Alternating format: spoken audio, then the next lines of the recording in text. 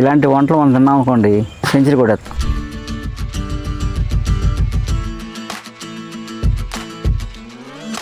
మంచి ఫ్లేవరు, చలవ చేస్తుంది. కొంచెం ఉప్పు, అల్లం, కొండ కరివేపాకు, పచ్చిమిర్చి, అలాగే దబ్బాకు వేసామన్నమాట.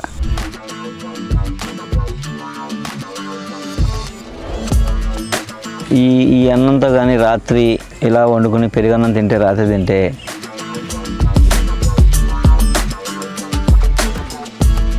చాలా పోషకాలు ఉంటాయండి. ఇందులో చాలా ఆరోగ్యం ఉంటుంది. ఇలాంటివి ఇక్కడ కొన్ని వందల రకాలు ఉన్నాయి.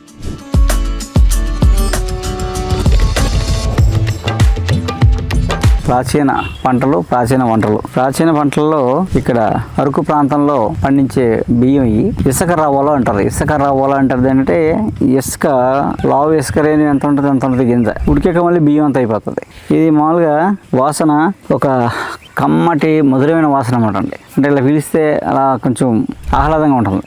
అలాగే పంటలో కూడా పంట పొలంలో ఉన్నప్పుడు కూడా పొలంలోనే మంచి వాసన వస్తుంటుంది. అలాగే బియ్యం చూస్తే మంచి వాసన, కమ్మటి వాసన, అమృతంలాగా. అలాగే వండుతుంటే మంచి వాసన వచ్చేస్తాను. ఉట్టి బియ్యమే. ఈ బియ్యం ఇంధనం, ఈ ఇత్తనం మాత్రం ఎవరికి ఇవ్వరు. వాళ్ళే ఉంచుకుంటారు, వాళ్ళే పండించుకుంటారు, వాళ్ళ కోసమే పండించుకుంటారు. ఎవరన్నా అడిగితే 1 కేజీ సేరు బియ్యం ఉచిత ఫ్రీగా ఇస్తారు కదా, డబ్బులు తీసుకోరు. అలా వాళ్ళ దగ్గరే పండించుకుంటారండి. వాళ్ళు తినడం కోసం వేసుకుంటారు. ఎన్ని పంటలు పండించినా ఇది మాత్రం వాళ్ళు తినడం కోసం పండించుకుంటారు.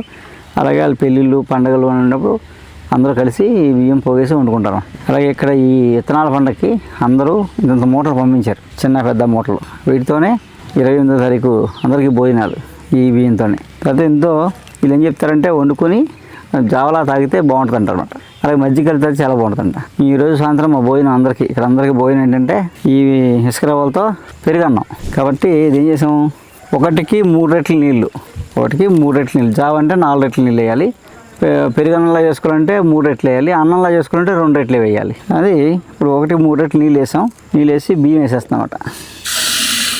నీళ్ళు వేసాం, బాగా మంట పెడితే మరిగి అలాగే అన్నంలాగా ఉడికిపోతుంది. చిక్కగా ఉడికిపోయాక దాన్ని మనం దంపిని దీనికి మిల్లి కూడా ఉండదు ఇక్కడ. దంచుకున్న బియ్యం అనమాట. మరి దంచడానికి రోలు వేరు, రోకలు వేరు. మామూలు మన బియ్యంలాగా మన ధాన్యం దంచుదామంటే ముక్కలు అయిపోతాం అన్నమాట. అందుకని దీని రోలు కానీ రోకలు కానీ ఆ వెయిట్ అది ఇలా రకరకాల లోకలకి దంచే పదార్థాన్ని బట్టి ఆ పరికరం మారిపోద్ది అనమాట.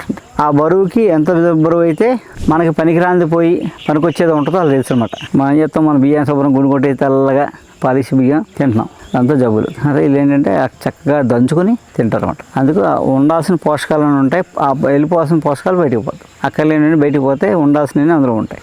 అందుకని పనిముట్లన్నీ వంటలు చాలా బాగుంటుంది. మనం పెరుగన్నం చేసుకుంటున్నాం రాత్రికి.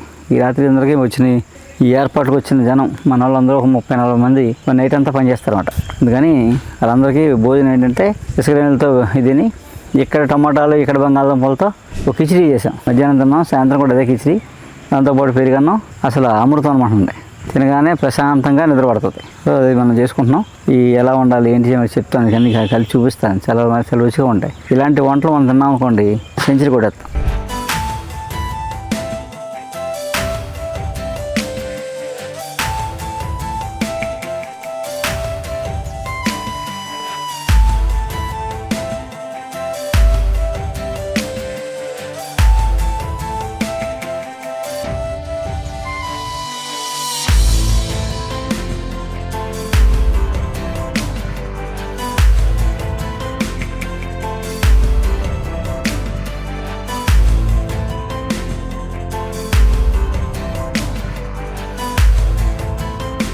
ఇసుక బియ్యం ఉండే కదా, దాని నుంచి గంజిది.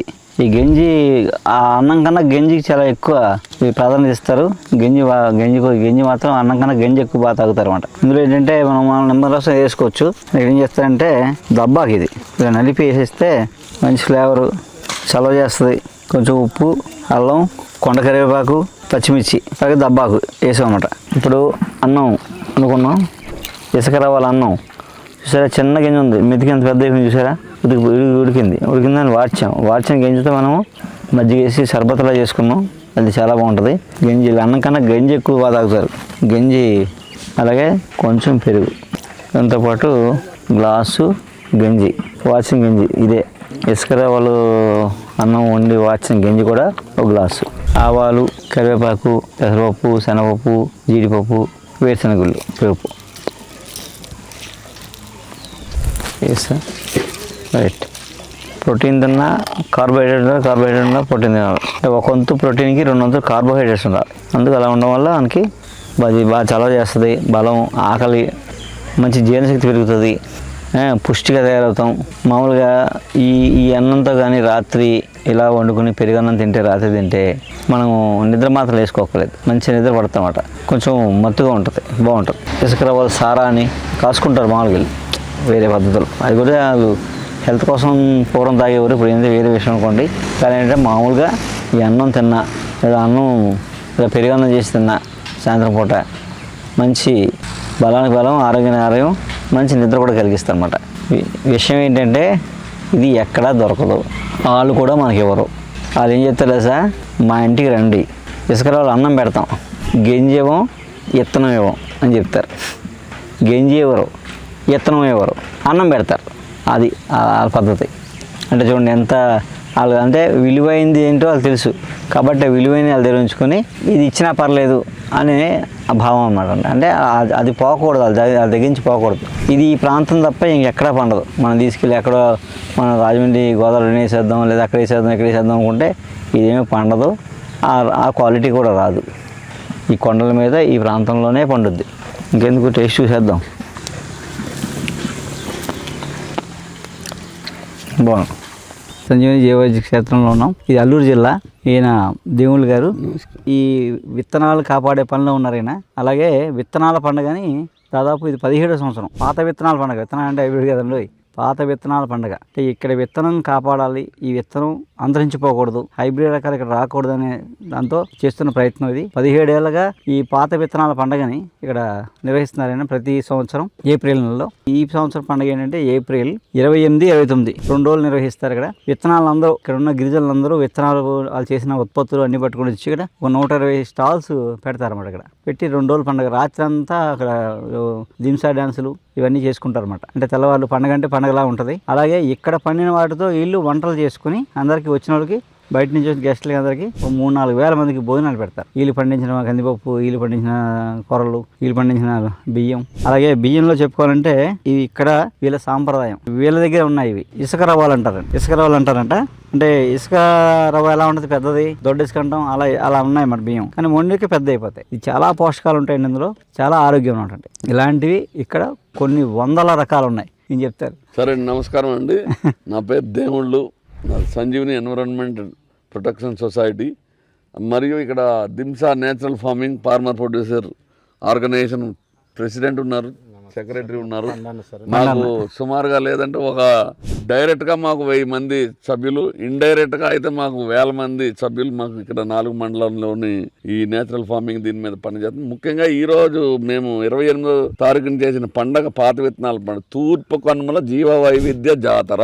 ముఖ్యంగా చెప్పాలంటే ఈస్టర్న్ ఘాట్ బయోడైవర్సిటీ ఫెస్టివల్. మా ఉద్దేశం ఏంటంటే మన విత్తనం మంచి విత్తనం. రేపు జరిగే పండగకి మనకున్నటువంటి 18 రాష్ట్రాలు, దేశంలో ఉన్నటువంటి 18 రాష్ట్రాల నుంచి వస్తారు. భారత్ బీజ్ స్వరాజ్ మంచ్ అనేది ఒక నెట్వర్క్ ఉంది మాకు దేశవ్యాప్తంగా. అక్కడి నుంచి చాలా మంది ఈ సీడ్ ఫెస్టివల్ వచ్చి వాళ్ళు తెచ్చినటువంటి విత్తనాలు, మేము తెచ్చినటువంటి విత్తనాలు, సీడ్ షేరింగ్ సిస్టమ్, విత్తనాలు మార్చుకోవడం, ఒకరికొకరు మార్చుకోవడం అనేది అది జరుగుతుంది. దానిలో మరి ఈ కార్యక్రమానికి మనకి తూర్పు కనుమల దగ్గర నుంచి ఉన్నటువంటి జిల్లాల్లో, అన్ని జిల్లాల నుంచి కూడా విత్తనాలు రైతులు పట్టుకుని వస్తారు. సీడ్ సేవర్స్ ఉంటారు, విత్తన మిత్రులు, వాళ్ళందరూ చేస్తారు. అలాగే మనకి డాక్టర్ గారు ఈ సంవత్సరం మాకు ఈ పండగ దగ్గరికి రావడం, మమ్మల్ని ఎంకరేజ్ చేయడం, చేసి మా దాన్ని గౌరవించడం, మేము చేసే ప్రయత్నాన్ని గౌరవించడం అనేది వచ్చినందుకు మాకు చాలా చాలా సంతోషం. దీన్ని ఇంకా సార్ చెప్పిన దాని ప్రకారం రాటేసి ఈరోజు గౌరవంగా రాటేసి ప్రతిజ్ఞ చేసాం. సార్ వచ్చి మమ్మల్ని ఎంకరేజ్ చేసి టీమ్ తో వచ్చి మాకు సాయం చేస్తున్నారని చాలా సంతోషం. ఈ పన్నెండు గారు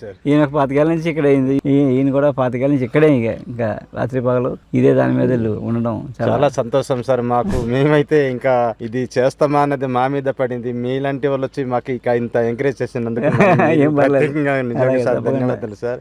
ఇది ఇంకా ముందుకు సాగి మన రాబోయే పిల్లలు కూడా తరతరాలుగా మళ్ళీ వాళ్ళు తరాలు 1000 ఏళ్ళు ఉండాలి ఇది సాంప్రదాయాలు ఏదైతే మర్చిపోకుండా అది సాగాలనేసి కూడా మా కోరిక సార్. తప్పకుండా. నమస్కారం అండి, మీ సహకారం అందించినందుకు. ఇది మీరు వచ్చి మళ్ళీ ఇది పై స్థాయిలో దేశ దేశాలకి సమాచారం ఇవ్వడానికి చాలా ఇష్టపడినందుకు ధన్యవాదం. మళ్ళీ ఒకటి ఏంటంటే యువతరానికి చదువుకొని ఉద్యోగంకి వెళ్ళిపోవాలి అనే పరిస్థితుల్లో మీరు మధ్యలో వచ్చారు. అంటే వ్యవసాయం లేనిదే ప్రపంచం లేదు అనే దానికి మీరు ఇక్కడ మళ్ళీ ఒక ప్రపంచానికి చూపించడానికి వచ్చారు కాబట్టి ధన్యవాదాలండి. డబ్బు ఉంటే అన్ని వచ్చేస్తాయి అనుకుంటున్నారు చాలా మంది, కానీ భూమి ఉండి తినడానికి గింజ లేకపోతే, విత్తనం సరిగా లేకపోతే ప్రపంచమే లేదు, మనమే లేదు అనేది ఈరోజు మీరు తెలియపరిచారు. ఇదంతా మేము దానికోసమే ప్రయత్నం చేస్తున్నాం. ధన్యవాదాలు. అన్నట్టు డబ్బులు ఉంటే అన్నీ వస్తాయి, అన్నితో కూడా జబ్బులు వస్తాయి. భూమి విత్తనం ఉంటే అన్నీ ఉంటాయి, ఆరోగ్యం ఉంటుంది. అందుకే ఆరోగ్యం మహాభాగ్యం. కాబట్టి ఈ కార్యక్రమం మనకు కానీ ఇక్కడ ఏర్పాట్లు అద్భుతంగా చేయగలం మనం. మీరే అదేకండి, మన స్టేజ్ స్టాల్స్, మంచి పండగ వాతావరణం అద్భుతంగా చేద్దాం. దగ్గరలో వాళ్ళు ఎవరు వైజాగ్ లాంటి ప్రాంతంలో ఎవరైనా ఉంటే ఈ పండగకి రండి. అరకు దగ్గర కిలో కూడా విత్తనాల పండుగ అంటే ఎవరైనా చెప్పేస్తారు, నేను ఇక్కడే ఉంటున్నాను 3 రోజులని. ఇదంతా దైవేచ్ఛ. అసలు యాక్చువల్గా నేను ఇక్కడ వద్దామని కానీ మీరు 28 రమ్మన్నారు, అంటే నన్ను ఇన్వైట్ చేశారు. అసలు 28 కదా, మనం అన్నీ చూసుకుని వెళ్దాం అని అనుకుని వచ్చిన ఎందుకో నిన్న అక్కడ ఫెస్టివల్ చూడగానే ఈ కార్యక్రమం పూర్తిగా చేద్దామని ఈ 3 రోజులు నేను ఫిక్స్ అయిపోయాను. ఈ 3 రోజులు ఎక్కడే దీక్ష, ఈ కార్యక్రమం అద్భుతం చేద్దాం. ఇప్పుడు దాకా మీరు తీసుకొచ్చారు, ఇది 1000 ఏళ్ళు ఉండాలనేది నా సంకల్పం. వ్యవసాయం ఉంటేనే మన సంస్కృతి సాంప్రదాయాలు అన్నీ నిలబడతాయి. వ్యవసాయం ఎప్పుడైతే అంతరించిపోయిందో మన సంస్కృతి సాంప్రదాయాలన్నీ భూస్థాపితం అయిపోతాయి. మనం 1000 ఏళ్ళు మన నెక్స్ట్ తరం బాగుండాలంటే, ఖచ్చితంగా ఆరోగ్యం ఉండాలంటే ఈ ప్రాచీన పంటలు, పాత విత్తనాలు, దేశీయ విత్తనాలు, దేశీయ పశు సంపదని కాపాడాలి.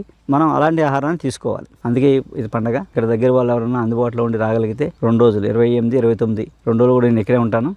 పండగ రండి, వచ్చి ఫ్యామిలీతో చూసే, అలాగే సెలవులు ఇచ్చారు, సరదాగా వచ్చి ఫ్యామిలీతో చూసేయాలండి. మనకి వన ధర్మయాత్రలో 3వ రోజు యాత్ర సాయంత్రం అయింది. ఈ రోజు యాత్ర ముగుస్తుంది ఇక్కడికి. కానీ వర్క్ అయితే నైట్ అంతా కంటిన్యూ అవుద్ది. ఏర్పాట్లు అవి మనం ఈ విత్తనాల పండగలో ఉన్నాం. మనం ఇక 4 రోజులు ఇక్కడే మనకి ఈ విత్తనాల పండుగలోనే మనం గడుపుతాం. ప్రతిరోజు మీకు రకరకాల వంటలు చూపిస్తాను. ఈ విత్తనాల పండుగలో మనం రావాలనుకున్న వాళ్ళు ఎవరైనా ఈ విత్తనాల పండుగకి 28, 29 2 రోజులు ఇక్కడ మీరు వచ్చి ఈ పండుగను చూడవచ్చు. ఇక్కడ అన్ని రుచులు ఎంజాయ్ చేయొచ్చు. అలా అసలు మన సంస్కృతి ఏంటి, మన సాంప్రదాయం ఏంటి, పంట ఏంటి, వంట ఏంటి, అన్ని చాలా విషయాలు ఇక్కడ తెలుస్తాయి. ఎంతోమంది చాలా రాష్ట్రాల నుంచి ఇక్కడ దేశం నలుమూల నుంచి వస్తున్నారు రైతులు. అందరూ వచ్చే వాళ్ళందరూ రైతులు విత్తనాలు పట్టుకొని వస్తారు ఇక్కడికి.